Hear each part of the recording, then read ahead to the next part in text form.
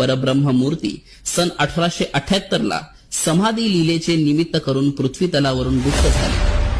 प्रसंग असा आहे की त्या दिवशी सकाळच्या 2 प्रहरापर्यंत एखादी विपरीत गोष्ट अक्कलकोटात घडणार आहे याची जराही कल्पना कुणास नव्हती।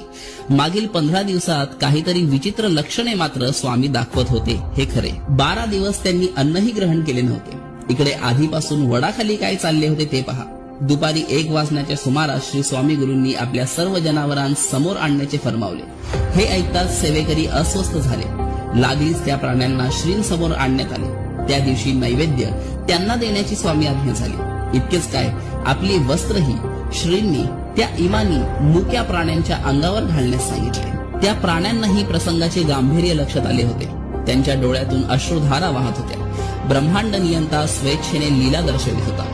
श्रींनी स्वतःहून उठून जनावरांच्या अंगावरून हात फिरवला आणि पलंगावर येऊन बसले।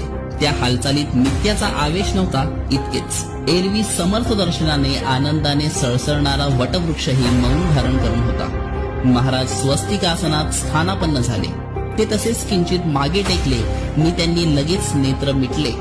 वडाखाली कर्जाळकरांच्या घरालगत छप्पर वजा विश्रांत स्थळी मंगळवारी 30 एप्रिल 1878 दुपारी 2 वाजता चैत्र वद्य त्रयोदशी संपून चतुर्दशी सुरू झाल्यावर सायंकाळी 4:30 वाजता ही घटना घडली।